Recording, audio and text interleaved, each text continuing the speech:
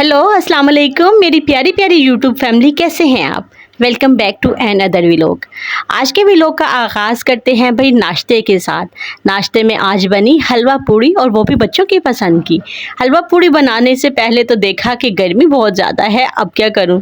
चलो भाई उठाया मियाँ जी को। आज बर्थडे भी था तो आज उनसे काम भी थोड़ा सा करवा लिया। मैंने सोचा चले आज हम दोनों मिलकर बच्चों के लिए हलवा पूड़ी बनाते हैं, क्योंकि बस फिर मैंने जल्दी से पूड़ियों के लिए आटा गूंथ लिया और इतने में मेरे हस्बैंड ने हलवा बना लिया, क्योंकि मुझे हलवा बनाना नहीं आता। मैंने कभी हलवा नहीं बनाया, एक बार बनाया था लेकिन बहुत बुरा बना, उसके बाद मैंने कभी ट्राई ही नहीं किया। तो फिर उन्होंने हलवा बना लिया और मैंने जल्दी से पूड़ी के लिए आटा गूंथ लिया। उसके बाद मैं पूड़ियाँ बेल बेल कर देती रही और वो उसको फ्राई करते रहे। बस फिर सबने मज़े से नाश्ता किया, क्योंकि हलवा पूड़ी खाने के बाद बहुत हैवी फील होता है। मुझे तो बहुत भारी भारी सा महसूस होता है, क्योंकि वो ऑयल में ज़्यादा फ्राई होती हैं। उसके बाद चाय भी पी लो ना, तो लेकिन फिर भी सारा दिन ऐसे लगता है कि जैसे सुस्ती सुस्ती सी रहती है। लेकिन बस बच्चों को अच्छी लगती हैं तो फिर बना ली और बस फिर खा ली। और मैं तो बस एक से ज़्यादा खा भी नहीं सकती, बस एक ही पूड़ी खाती हूँ, इससे ज़्यादा नहीं खा सकती। पूड़ी का आटा गूंथते वक्त उसमें थोड़ा सा बेकिंग पाउडर ऐड कर लेना चाहिए। उससे ये कि पूड़ी बहुत सॉफ्ट बनती है और बिल्कुल भी हार्ड नहीं होती। बस फिर मेरा जिंजर गार्लिक पेस्ट ख़त्म हुआ था तो मैंने सोचा कि वो बना लेती हूँ। बस फिर मिक्सी में जिंजर गार्लिक पेस्ट बनाया। इसके भी दो तरीके हैं कि अगर आप इसको बहुत स्मूथ करना चाहती हैं तो इसमें पानी थोड़ा सा ज़्यादा ऐड करके इसको मिक्स करें। लेकिन अगर आप इसको थोड़ा सा चॉप रखना चाहती हैं, यानी कि हल्का सा बस क्रश हो, तो आप इसमें पानी की मिकदार थोड़ी सी कम डाल लें। अगर पानी ज़्यादा डालेंगे तो वो काफ़ी स्मूथ सा और अच्छा सा पेस्ट बन जाएगा। कुछ लोग इस पेस्ट के क्यूब्स भी बनाकर फ्रीज़र में रखते हैं, लेकिन मैं इसको फ्रिज में ही रख देती हूँ एक बाउल में डालकर। और फ्रिज में भी ये बिल्कुल ख़राब नहीं होता और तकरीबन मेरे 20 से 25 डेज़ आसानी से निकल जाते हैं, और उसके बाद मैं इसको दोबारा बना लेती हूँ। मेरी यही कोशिश होती है कि मैं अपनी हर वीडियो में आपके साथ कुछ छोटी छोटी सी टिप्स एंड ट्रिक्स शेयर किया करूं, कि जिनकी वजह से मेरी लाइफ आसान हो गई या मुझे फ़ायदा पहुंचता है। इसमें से अक्सर लोग तो बहुत सारी चीज़ें मुझसे भी ज़्यादा जानते होंगे, लेकिन फिर भी मेरी यही कोशिश होती है कि जिन चीज़ों से मुझे फ़ायदा पहुँचा या मुझे आसान मेरी लाइफ हुई जिन चीज़ों से, वो मैं आपके साथ भी ज़रूर शेयर करूँ, अपना तरीका शेयर करती हूँ। बस फिर सोच रही थी कि अब खाने में क्या बनाऊं, फिर सोचा कि अब मटन पुलाव आज बना लेती हूँ। बस फिर उसकी तैयारी शुरू कर दी, तो फिर मैंने मटन पुलाव बनाया। बहुत ही यम्मी, बहुत ही टेस्टी अच्छा बना था। मुझे खानों को गार्निश करना बहुत ज़्यादा पसंद है, लेकिन बच्चों की वजह से मैं मसरूफ़ बहुत ज़्यादा हो गई हूँ, इसलिए बस यही कोशिश होती है कि कुछ ऐसा करूँ जो जल्दी से हो जाए।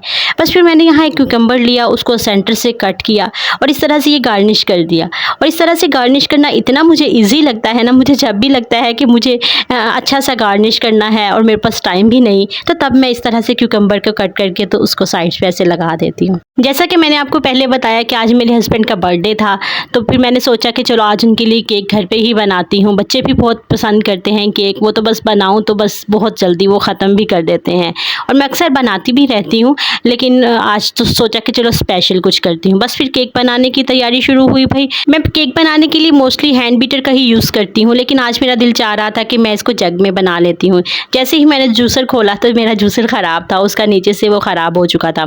उसके बाद भी मैंने सोचा कि चलो मैं ये चॉपर में ही ट्राई करती हूँ। इन सब चीज़ों का ऑल्टरनेट मुझे चॉपर ही लगा। चॉपर में मैंने एग बीट कर लिया और उसके साथ ही शुगर ऐड करके उसको भी मिक्स कर लिया, और बहुत अच्छा सा उसका मिक्सचर बन गया। एग में शुगर मैंने तो बहुत थोड़ी थोड़ी करके ऐड की थी, बिल्कुल एकदम से सारी नहीं डाल दी, तकरीबन 3 बार उसे मैंने ऐड किया। जैसे ये मिक्सचर बन गया, उसके बाद मैंने ड्राई इंग्रेडिएंट्स को अच्छा सा मिक्स कर लिया। उसमें मैंने मैदा डाला और इसके अलावा कोको पाउडर और बेकिंग पाउडर और बेकिंग सोडा।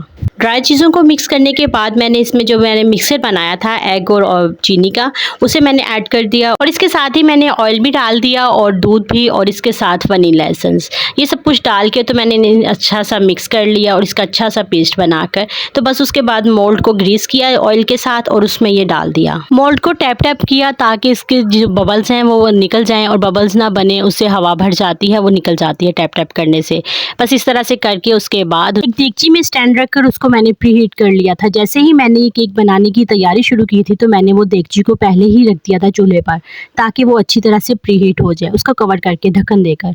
तो वो बहुत अच्छी तरह से प्री हीट हो चुका था। उसके बाद मैंने ये मोल्ड उसमें रख दिया, और उसके तकरीबन 45 मिनट्स के बाद मैंने इसको खोला तो मेरा केक रेडी था। अच्छा, मेरे साथ मसला पता क्या है, मैं जब भी केक बनाती हूँ ना, तो जो उसकी ऊपर वाली साइड होती है ना, वो इस तरह से फट जाती है, और मुझे ये बिल्कुल भी सही नहीं लगता। मैंने बहुत सी वीडियोस भी देखी हैं, लेकिन उसमें ऐसा नहीं होता।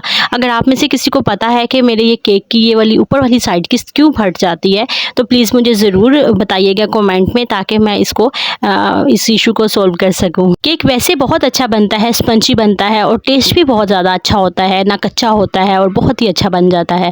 उसके बाद फिर मैंने ये जो ऊपर वाली लेयर थी इसको काट करके उसे चॉपर में डालकर तो उसके क्रम्स बना लिए थे, उसको मैं ऊपर गार्निश के लिए इस्तेमाल कर लूँगी।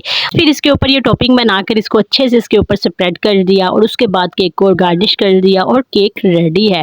और बहुत ही मज़े का बना था केक, बहुत ही स्पंजी, बहुत सॉफ्ट और बहुत ही अच्छा। वीडियो का कोई एक भी पार्ट अगर आपको थोड़ा सा भी अच्छा लगा है ना, तो लाइक तो बनता है, तो लाइक ज़रूर कर दीजिए। मिलते हैं अगले व्लॉग में, तब तक के लिए अल्लाह हाफिज़।